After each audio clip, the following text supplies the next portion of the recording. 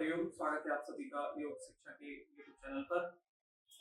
हम लोग डिस्कस कर रहे हैं जो पेपर आपका 7 जनवरी 2025 को यूजीसी नेट दिसंबर योगा का हुआ था। अब तक हम लोगों ने 40 क्वेश्चंस को डिस्कस कर लिए। ये हमारा 5वां वीडियो है जिसमें हम लोग 41 से लेकर के 50 क्वेश्चंस को डिस्कस करेंगे। आज पहले मैं आपको कुछ इन्फॉर्मेशन दे दूं। आज मैं बात नहीं करूंगा 1.26 सब्सक्राइबर का। मैं बात करूंगा आज जो मेरे 100 बच्चे हैं जो मेरे वीडियोस को रेगुलर देखते आ रहे हैं ना, जो मेरे 142 या 200 बच्चे हैं। आज मैं बात करूंगा इन बच्चों की। आपके लिए योग शिक्षा यूजीसी नेट जेआरएफ योगा का नया बैच लेकर के आ रहा है जो आपका 20 जनवरी 2025 से स्टार्ट हो रहा है। अभी आपके लिए एक ऑफर चल रहा है। अगर आप 31 जनवरी से पहले पे करते हैं तो जो आपकी प्राइस रहेगी वो है आपकी 3000। और इस दौरान हमारा डेमो सेशन चलेगा 20 से लेकर के 31 तक।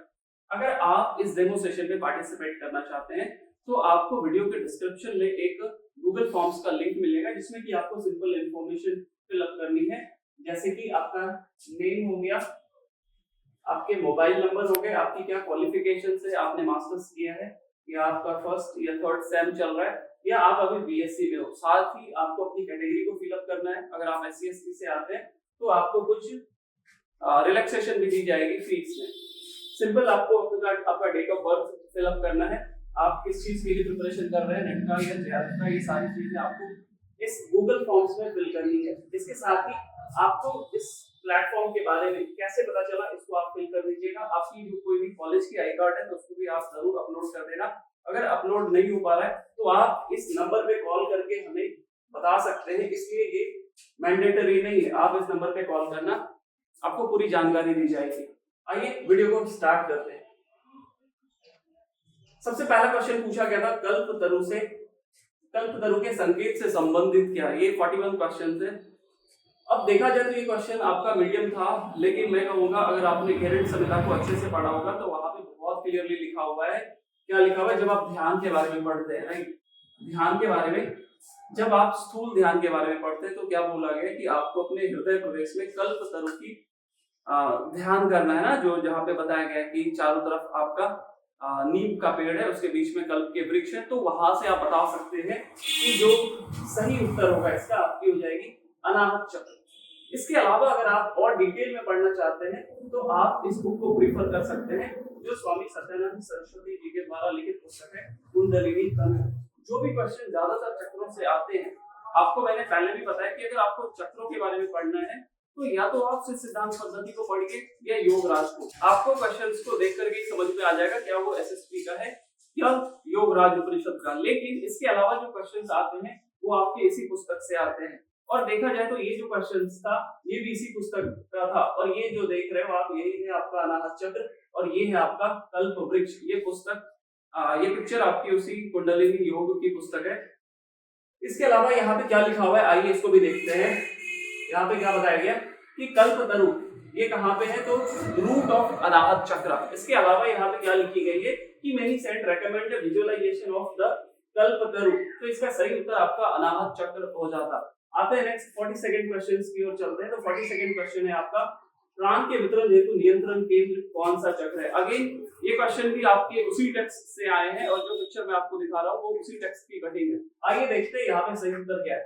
तो जब आप इस बुक को पढ़ते हैं तो यहाँ पे क्या बोला गया कि Manipura chakra radiate and distribute pranic energy throughout the entire human framework.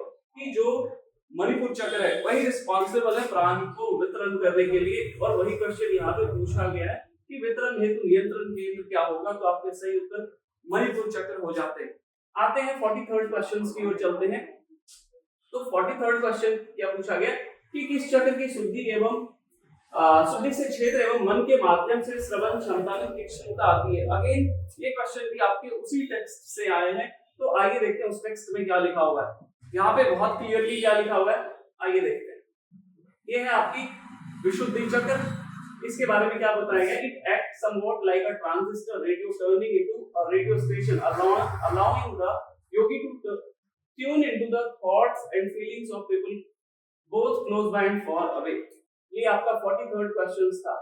The right answer is Vishuddhi. आते हैं 44th क्वेश्चन की ओर। 44th क्वेश्चन है आपका, मूल बंद आसन का परिवर्तित रूप कौन सा आसन है। अगेन ये क्वेश्चन मैं कहूंगा थोड़ा टफ था, लेकिन अगर आपने वज्रोनी मुद्रा, राइट, वज्रोनी मुद्रा जो आप हिरण्य संहिता में पढ़ते हैं, वज्रोनी मुद्रा, हिरण्य संहिता में वज्रोनी मुद्रा पढ़ते हैं, उसकी जो पोस्चर्स है वो आपकी ब्रह्मचर्य आसन से मिलती जुलती है। अब देखो वहां पे ब्रह्मचर्य आसन के लिए क्या बताया गया, आइए इसको समझते हैं। यहाँ पे ये जो पोस्चर देख रहे हो यही है ब्रह्मचर्य आसन, जिसमें आपके पैर और आपके हिप दोनों हवा में रहती है, पूरा वेट आपका हाथ पे रहता है। अब यहाँ पे हम लोग बात करते हैं तो देखिए क्या बताया गया, यहाँ पे क्या लिखा हुआ है, it is not merely a simple application of मूल बंद। ये मूल बंद का केवल अभ्यास नहीं है बल्कि अ स्ट्रॉन्ग लॉकिंग ऑफ मूल बंद। तो ये मूल बंद का परिवर्तित रूप आपसे अगर पूछा जाए तो यह आपके सही उत्तर हो जाएंगे ब्रह्मचर्य आसन। ये चीज मैंने आपको क्लास में बहुत बार बताया था कि ये अभ्यास जो आपकी वज्रोनी मुद्रा है ये आपके ब्रह्मचर्य आसन से मिलता जुलता है। आइए 45 क्वेश्चंस को देखते हैं क्या है आपका। अब यहाँ पे आपसे पूछा गया था कि इन सीक्वेंस में इसको लगाना था। अब ये क्वेश्चंस भी मैंने आपको बहुत बार क्लासेस में बताए थे। ये प्रॉपर अगर आपको सूत्र याद रहेंगे तो आप बहुत आसानी से इस क्वेश्चंस को कर लेते हैं। यहाँ पे मैंने इसको क्रम से लिखा हुआ है, तो सत्व शुद्धि, सौमनस्य, एकाग्र, इंद्रिय जय और आत्मदर्शन, इसी को क्रम से लगाना था। ये क्वेश्चन आपके योग सूत्र से थे। आइए 46 क्वेश्चंस की ओर चलते हैं। 46 क्वेश्चन है आपका, बृहदारण्यक में 16वीं कला कौन सी बताई गई है, और ऑप्शन ये थे। ये क्वेश्चन मैं कहूंगा एक्चुअली में टफ था, क्योंकि बृहदारण्यक उपनिषद अपने आप में बहुत बड़ा उपनिषद है और कोई बृहदारण्यक उपनिषद को बहुत डिटेल में नहीं पढ़ता है।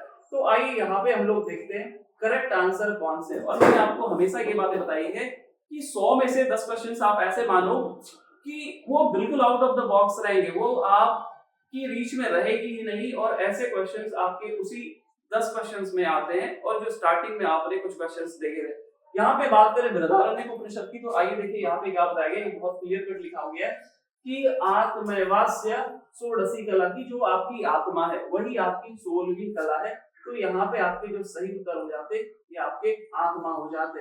आते हैं 47 क्वेश्चंस की ओर चलते हैं। तो 47 क्वेश्चन है आपका, एक मंत्र दिया गया था। अगेन ये चीज भी आपकी उसी 10 क्वेश्चंस में आएगी जो आउट ऑफ द बॉक्स रहते हैं। यहाँ पे आपको बृहदारण्यक उपनिषद का रेफरेंस पूछा गया था कि आप बताइए ये जो मंत्र है पुरुषो अयमेव स यो आत्मे अमृतम, ये कहाँ पे मिलती है बृहदारण्यक उपनिषद में। तो इसके सही आंसर जो हो जाएंगे वो दूसरे अध्याय के 5वें ब्राह्मण का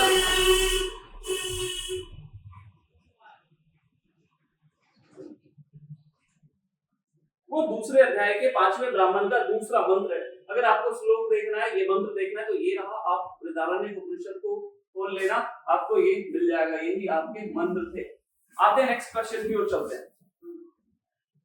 नेक्स्ट आपसे पूछा गया था शक्ति पंचक का सीक्वेंस, जो कि सिद्धांत पद्धति का। अगर आपको वीडियो अच्छा लग रहा है तो वीडियो को लाइक करना बिल्कुल मत भूलिएगा। अगर आप या आपके फ्रेंड जो जून में पेपर देने के लिए जा रहे हैं उनके साथ इन वीडियो को जरूर शेयर कर दीजिएगा।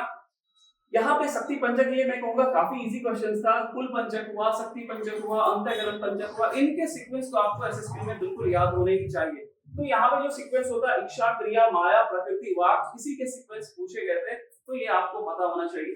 आते हैं 49 क्वेश्चंस की ओर चलते हैं। 49 क्वेश्चन है आपका, ऑब्जेक्टिव ऑफ एवरी स्कूल। यहाँ पे बहुत सारी ऑब्जेक्टिव दी गई थी, बट जो एग्जैक्ट आंसर होगा it will be highest level of integration through control of modification of mind. जो चित्त वृत्ति निरोध की बात करते हैं, ये एग्जैक्टली वही चीजें हैं, राइट। यही हर एक स्कूल ऑफ योगा का जो अल्टीमेट गोल होता है, जो अल्टीमेट ऑब्जेक्टिव होती है, ये यही चीजें होती है, चित्त वृत्ति निरोध। आते हैं 50 क्वेश्चंस की ओर चलते हैं, जो हमारा लास्ट क्वेश्चन है, वितर्क के प्रकार। देखो इस क्वेश्चंस में डिपेंड करता है कि करेक्ट आंसर आपकी एनटीए कौन सी आंसर को करेक्ट मानती है। यहाँ पे आपके 3 भी हो सकते हैं, 5 भी हो सकते हैं, 2 भी हो सकते हैं, मुझे नहीं पता ऑप्शंस में क्या था।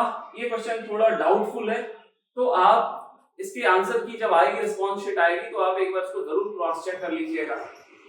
ये हमारे 50 क्वेश्चंस थे। अगले वीडियो में हम लोग 51 से 60 क्वेश्चंस की बात करेंगे। तो अभी जाइए वीडियो के डिस्क्रिप्शन में, आपको गूगल फॉर्म का लिंक मिलेगा, वहां पे डिटेल्स को फिल कीजिए। हम लोग मिलेंगे डेमो सेशन में। आप हमारा प्ले स्टोर से योग शिक्षा का ऐप डाउनलोड कर सकते हैं। वहां पे जाकर के आप फाउंडेशन कोर्स को परचेज कर लीजिएगा अगर आपको सेशन अच्छा लगता है तो। वीडियो देखने के लिए आपका बहुत बहुत धन्यवाद। Thank you, thanks for watching.